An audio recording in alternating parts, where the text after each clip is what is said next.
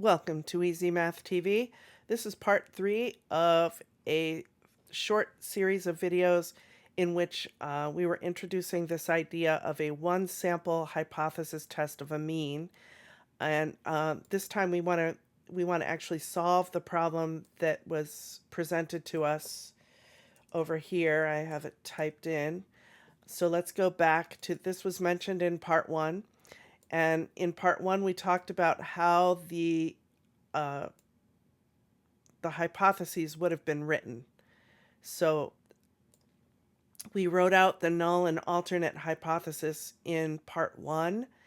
And then in part 2, we set up our spreadsheet, basically typed in all of our data that we needed. So all I really needed to do, at this point, like if I have this sheet all ready to go, all I would really need to do is copy and paste my data into column A.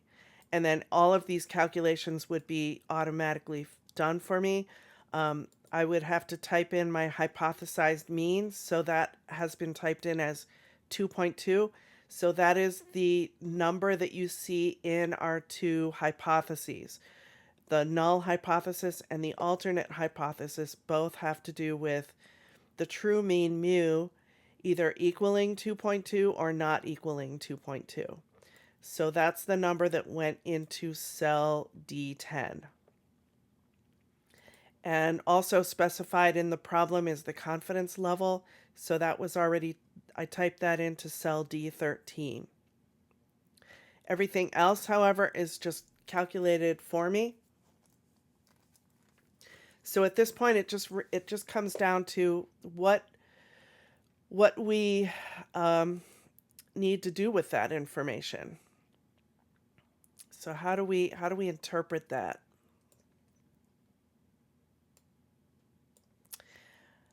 And so at this point, all we need to do is write our decision and our conclusion.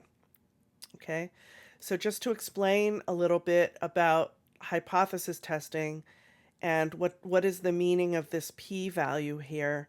The p-value is the probability, so it is a probability. Anytime you hear people talking about a p-value, it's a probability. That's why the letter P comes up. It's the probability that our sample could occur by random chance if the null hypothesis happens to be true. So again, p-value is the probability that our sample, the information that we gained from our simple random sample, the probability that that information could occur by random chance if the null hypothesis is true. So if the true mean of number of times that patients ring the nurse is in fact 2.2, so we can expect a certain amount of deviation from that, right? So what is the probability that our sample just happens to be one of those random deviations? Okay. So if here's the crux of hypothesis testing. Here it is. If the p-value is smaller than the compare with value, which is our significance level, then we reject the null hypothesis. In other words, the probability of our sample occurring by random chance is small enough that we say, no way, this couldn't have happened under the null hypothesis, so we reject the null hypothesis. On the other hand, if the p-value is larger than our significance level, which is the compare with number, then we have no choice but to fail to reject the null hypothesis. You would like, I mean, all of us would like to be able to just go ahead and accept the alternate hypothesis, right? We would like to be able to just say, well, shouldn't the alternative just be accepted? And the answer is no, we can't really get away with that with just one sample. We would need to be able to study the problem further if we really want to be able to reject the null hypothesis, okay? So when it comes to the decision that needs to be made, you really only have two choices. You either reject the null hypothesis or you fail to reject the null hypothesis. It really just comes down to those two simple things. All right. So we are in our situation, our null hypothesis was mu equals 2.2, and our alternate hypothesis was mu is not equal to 2.2. So we want to look at row 13. Row 13. So look at your p-value. The p-value is 15%. The compare with value, or the significance level, was 10%. Since the p-value is larger than the compare with value, then we are going to fail to reject.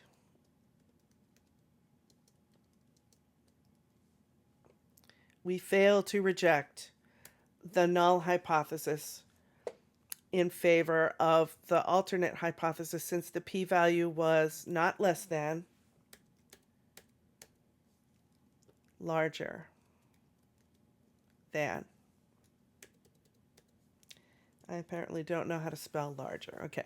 The p-value was larger than the significance value. So we are failing to reject the null hypothesis. So our conclusion then, when you fail to do something, then you say there is insufficient evidence to reject the claim that the true mean is 2.2 rings of the nurse by patients during a typical 8-hour shift. There is insufficient evidence to either reject or support the claim. Like, I mean, seriously, you just don't have enough evidence. It's just too close. Insufficient evidence. We would need to take more samples. But that just means that we need to stick with the status quo for the time being. Now let's look at the statement of the problem again.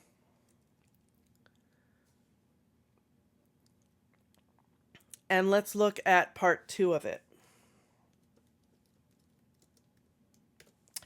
Part 2 was, hold on, the nurses' employee organization comes along and says, you know what, we are actually believing, we truly believe that the true average is higher than 2.2. So their null hypothesis is still mu equals 2.2 under that claim. But the alternate hypothesis instead is mu is greater than 2.2. So the claim is the alternate hypothesis now instead of the null hypothesis. Up here, the claim here, the hospital administrator's claim, was tied to the null hypothesis. And the bar is a lot higher to be able to justify rejecting that, to throw that out. We have a higher bar to meet if you wanted to reject that claim that the status quo has somehow changed, and that patients ring the nurse more often than what is believed to happen. So under that claim that the nurses' employee organization is making, the null hypothesis mu equals 2.2, and then we have the alternate hypothesis that the true mean is actually greater than 2.2. So now we're looking at row 5. Row 5.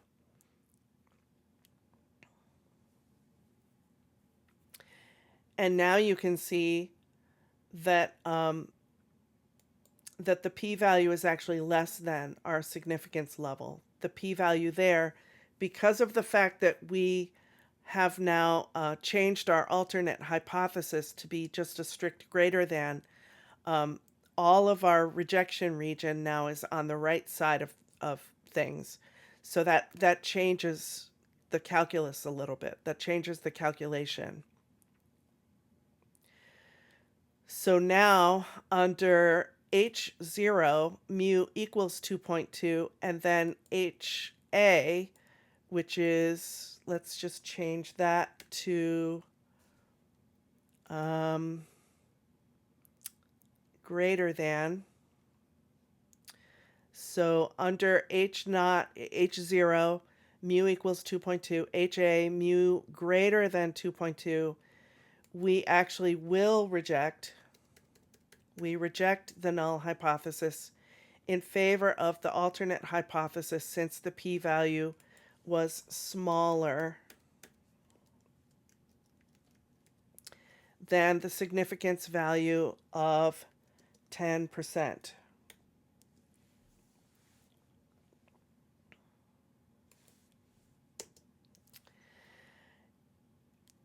And so now our conclusion changes as well. The conclusion would now say that there is sufficient evidence to support, because we want to reject the null hypothesis in favor of the alternate hypothesis. And if you remember, the alternate hypothesis was the claim. So we want to support the claim that the true mean is larger than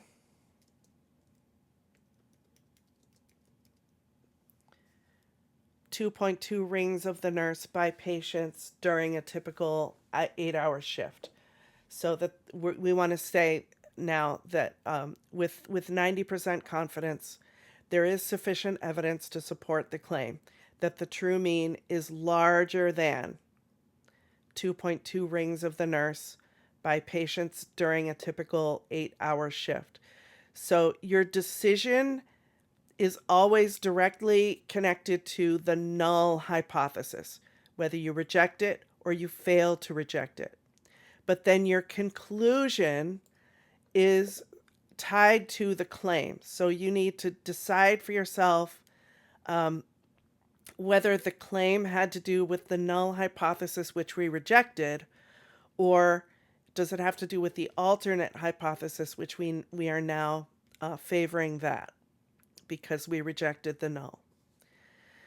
So you either say there is sufficient evidence or there is insufficient evidence. And that all has to do with whether you reject or you fail to reject.